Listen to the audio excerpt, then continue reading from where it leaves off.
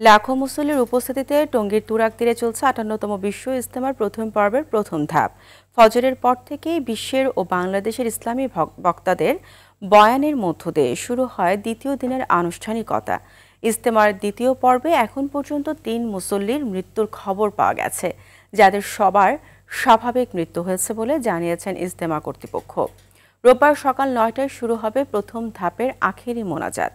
Gazipur metropolitan police commissioner জানান, কিছু রাস্তায় ট্রাফিক নিয়ন্ত্রণ করা হবে মোনাজাতের সময়।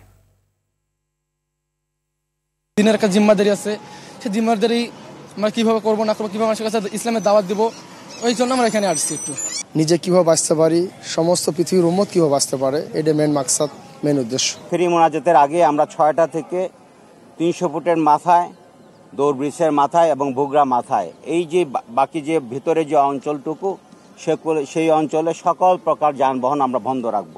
মোনাজাত করে তারা যখন চলে যাবে তখন আস্তে আস্তে আমরা সবকিছু স্বাভাবিক হলে আবার যান চলাচল আমরা নির্বিঘ্ন করে দিব। দর্শক, ইজতেমার খবর জানাতে সেখানে আছেন সহকর্মী সাকিবুর রহমান। সরাসরি চলে যাচ্ছি সেখানে। সাকিব, ইজতেমায় আজ কি আনুষ্ঠানিকতা রয়েছে এবং সার্বিক পরিস্থিতি সম্পর্কে জানাবেন।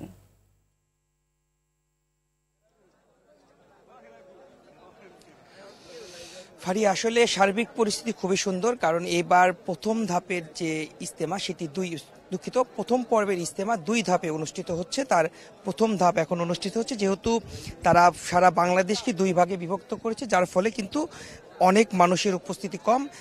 আগামী যে দ্বিতীয় ধাপ শুরু হবে, এখন যারা অংশ নিচ্ছেন তারা আগামীকাল আখেরি মোনাজাতের মধ্য দিয়ে তারা শেষ করে চলে যাবেন এবং অন্যান্য যে ২০টি জেলা রয়েছে সেই জেলার মানুষজন আসবেন। এতে করে মানুষের চলাচলের সুবিধা হয়েছে এবং রাস্তাঘাটগুলো কিন্তু একেবারে ফ্রি রয়েছে, কোনো ধরনের যানজটের দেখা পাইনি আমরা এবং প্রতিটি রাস্তায় গাড়ি চলাচল করছে। এবং এখানে যারা এসেছেন তারাও বলেছেন যে বিগত বছরগুলোতে যে তাদের যে ছোট ছোট ভোগান্তিগুলো হতো সেগুলো কিন্তু এবার হচ্ছে না।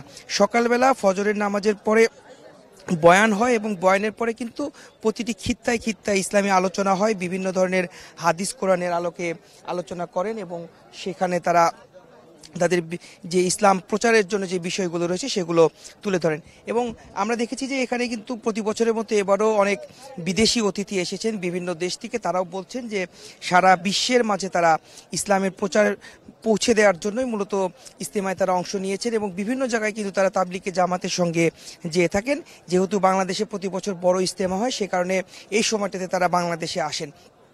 এছাড়াও আমরা গাজীপুর মেট্রোপলিটন পুলিশ কমিশনের সঙ্গে কথা বলেছি, তিনিও বলেছেন যে রাস্তাঘাট আজকে কিন্তু একেবারে খোলা রয়েছে, কোনো রাস্তা নিয়ন্ত্রণ করা হচ্ছে না। তবে আগামীকাল যেহেতু আখেরি মোনাজাত, সেই সময় মানুষের উপস্থিতি আরেকটু বাড়বে, সেই সময় কিছু রাস্তায় তারা ট্রাফিক নিয়ন্ত্রণ করবেন এবং সকাল ৯টা থেকে সোয়া ৯টার মধ্যে আখেরি মোনাজাত অনুষ্ঠিত হবে এবং পরদিন থেকে দ্বিতীয় ধাপের ইজতেমা শুরু হবে। তো এই ছিল আমার কাছে ইজতেমা ময়দান থেকে সর্বশেষ। ফারিয়া।